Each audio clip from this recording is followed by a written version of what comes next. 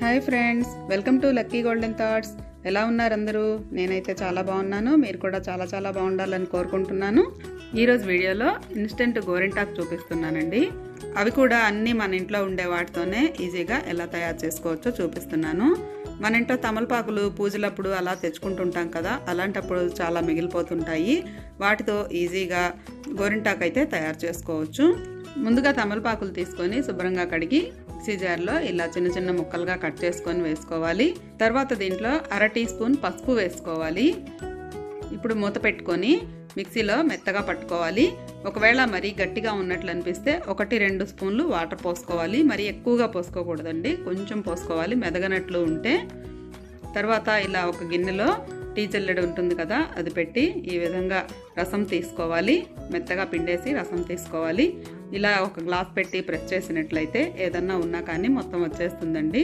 ఎక్కువగా ఉంది అనుకుంటే ఇది కొంచెం ఫ్రిడ్జ్లో పెట్టుకొని మళ్ళీ అయినా వాడుకోవచ్చు. తర్వాత దీంట్లో వంట సోడా ఉంటుంది కదా, ఆ సోడా కొంచెం 1/2 టీ స్పూన్, ఒక చిటికెడు వేసుకోవాలి. తర్వాత దీంట్లో కుంకుమ వేసుకోవాలండి. మంచి రెడ్ కలరు, మెరూన్ కానీ రెడ్ కానీ కుంకుమ వేసుకుంటే మంచి కలర్ వస్తుంది.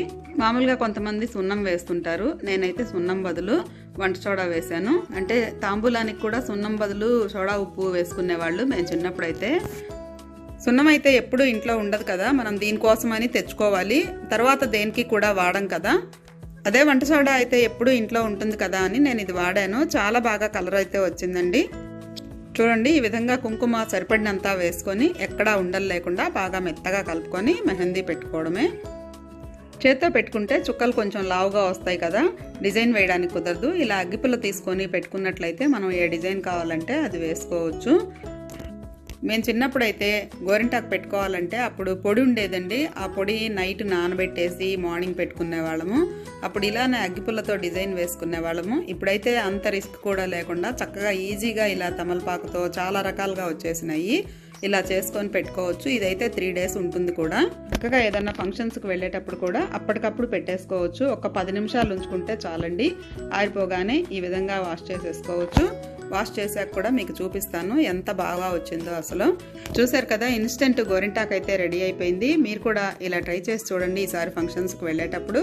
ఈ వీడియో నచ్చితే తప్పకుండా లైక్ చేయండి. ఛానల్ ఫస్ట్ టైం చూస్తుంటే సబ్స్క్రైబ్ చేసుకోండి.